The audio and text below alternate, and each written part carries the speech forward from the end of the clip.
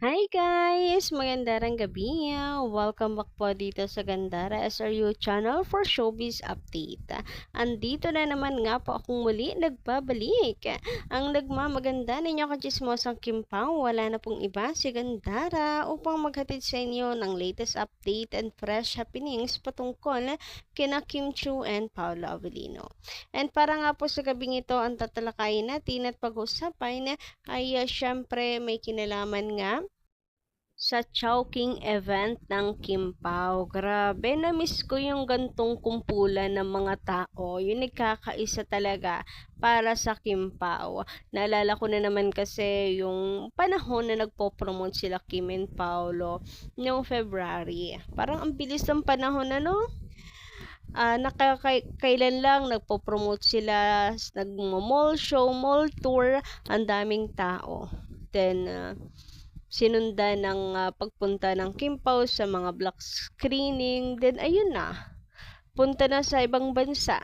Ngayon lang ulit na ganito, kumpulan ulit yung mga tao na nakasuporta para sa Kimpao. So, thank you so much sa pagmamahal. Trending na naman sure ang Kimpao niyan. Anyway, bago tayo mag-start sa mga di pa nakasubscribe dito sa ating channel, mari lamang na pindutin po ninyo subscribe button na 10 at notification bell na nandiyan sa baba para mag-i-updated po kayo at ma-notify tuwing may bago po tayong chika at balita hinggil sa Kimpao. Basta mga balita na may kinalaman kina Kim Chiu and Paolo Avellino, sagot na po natin yan. So, alam nyo ba guys, ang sweetness daw talaga ng Kimpao ay nag-uumapaw. Ito ang chika ni Madam Maria Victoria Oliveros. Oliveros. Magandang gabi, shout out po. Maraming salamat dito sa nakakakilig niyong ayuda. Hello po Miss Gandara, super bait po ni Paula sa SMC side kanina. Super sweet po ang Kimpao. So meaning nandun din po kayo Madam Maria Victoria? Oy, grabe for the sugod niya sa Cebu.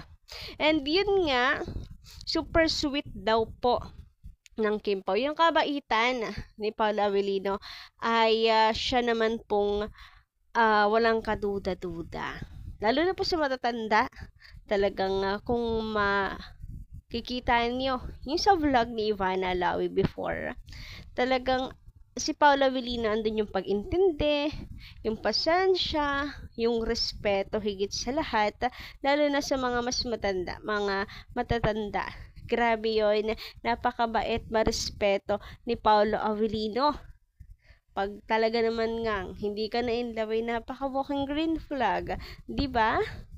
Tapos eto pa, yung sweetness ng Kimpao, grabe. Thank you so much sa mga nagpapatotoo na super sweet talaga sila Kim and Paolo. Meaning yan, hindi sila nagfi-filter ng kanilang galawan. Makita nyo kaming sweet, kahit wala kaming pag-amin, okay lang. What you see is what you get. Ganon! Even nasa public place ang Kimpao ay wala pong limitasyon sa galaw nilang dalawa. And then yung na-admire ko ngayon kina Kim and Paolo knowing na sila po ay super private person. Hindi nga lang PDA, like grabe sa lingkisan, halik, kasi di sila PDA, pero okay naman, sapat naman na yung nakikita natin sa kanila para ma-fulfill po yung ating kilig. Makita lang silang dalaway super sapat na talaga. Yung extra sweetness, pagiging gentleman ni Paolo, yung sharing ng gamits, etc. Halimbawa, yung phone ni Kim, hawak ni Pao, yung phone ni Pao, hawak ni Kim, yung mga ganyang bagay, sapat naman na. At least genuine yung nakikita natin sa kanilang dalawa. And ay lalo ko silang minamahal at tinahangaan dahil sa pagiging hindi nila PDA, talaga namang na paninindigan yung award na kanilang natanggap last 2024 ng pagiging good influence. Lalo na marami din po kabataan ngayon na humahanga rin po sa kanila. At nakikita syempre sila bilang mga ano po, tawag dito, influencers and artista. Anyway, dito naman nga tayo sa dagsa ng mga tao. Kita nyo yan? Abay talaga naman pong siksikan. Talaga namang all cameras ay nakatutok po kina Kim and Paolo. Daming tao hanggang third floor. Grabe, puno po. Meaning ganyan, fourth floor pa nga yan, daming tao talaga. So, ganyan po kamahal ang tao ng mga tao sila Kim and Paolo. They are really people's superstar. Grabe, talagang para sa kanila ang titulo na yan. Even wala na pong movie, tapos na, then eto lang, parang simpleng event lang because they are endorser, abay dinudumog pa rin ng mga tao. So, ganyan sila kasikat, pinapatunayan, at talaga namang masasabi mo na may dahilan. Mayroon pong yung dahilan, yung kanilang title as People's Superstar. They are really the People's Superstar indeed. Samantala, eto naman, may nagtatanong sa ating comment section na from Madam Jenny Yumol. Maganda rin gabi po sa inyo. Shout out, thank you so much sa pakikitabay sa akin channel. Welcome. Ngayon ko lang po kasi nabasa yung mga comments nyo. So, sabi niya dito, bakit ba may lumalabas na namang issue na ganito? Kim Pao ang sikat ngayon, tapos bubuwagin. Ano ba? Fans talaga kayo? So, a genuine question from Madam Zenny Yumol. Well, actually, Madam Zenny, hindi naman sa bubuwagin. Pagdating kasi sa mga fans nagiging exage, it's just that mayroon pong tao or isang artista na gustong makatrabaho si Pao. Katulad ng reply ko po sa inyo, I hope maliwanagan po lahat dito. Minsan talaga exage na kasi yung dating sa mga fans kasi nag-overthink na, napapraning na, naiisip na yung mga possibilities. So, meron pong taong or meron pong isang artista na gusto makatrabaho si Paolo, and dun agad yung thinking ng mga fans na, teka, wag, yan, si Paolo, aakitin lang yan, etc. Tapos, meron pang ano ba yan?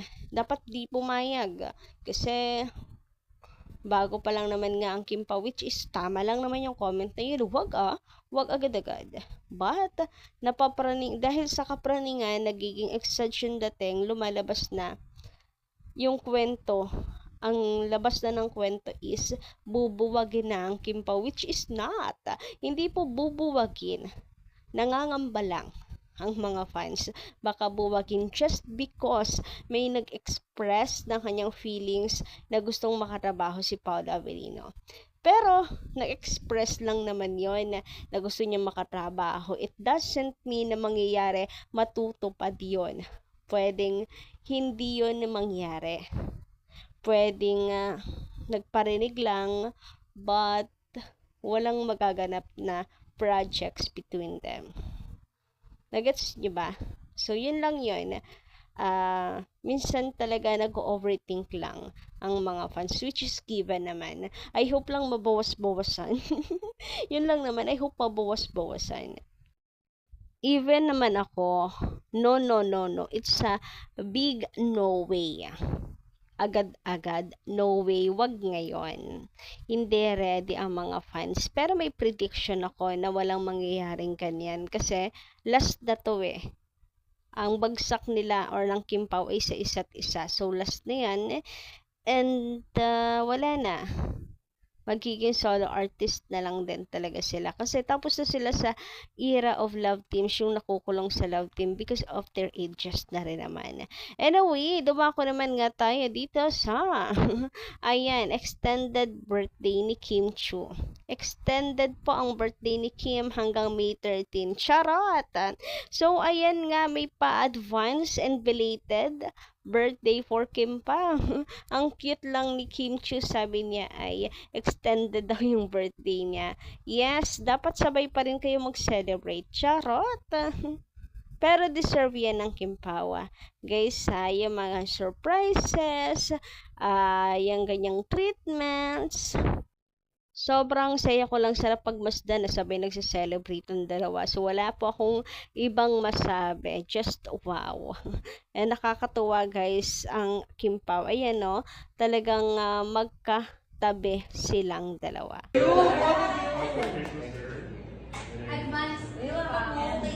Happy birthday.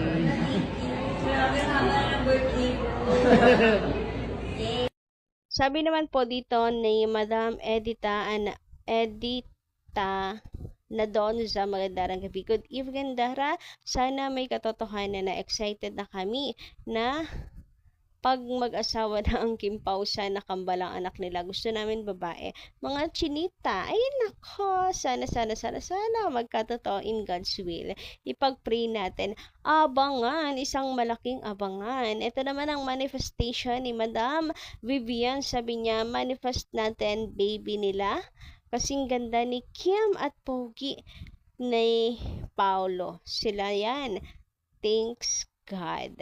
O kanina pa ba naman magmamana? Tingnan niyo ng face card, ang face card ni Kim and face card ni Paolo. Perfect. And ang lalabas lang din talaga po ay chinito or chinita. Parehas kasi silang dalawa ni Paolo. Chinito and chinita. Anyway, hanggang dito lang muna aking update. Thank you so much guys sa pakikitambay, pakikisama ninyo sa akin, pakikipagkwentuhan ngayong gabing ito at di kayo nagsasawa makichismis sa atin. Ayan, maganda ng gabi. Kita-kits na lang po ulit tayo sa susunod po nating balita. Maraming salamat.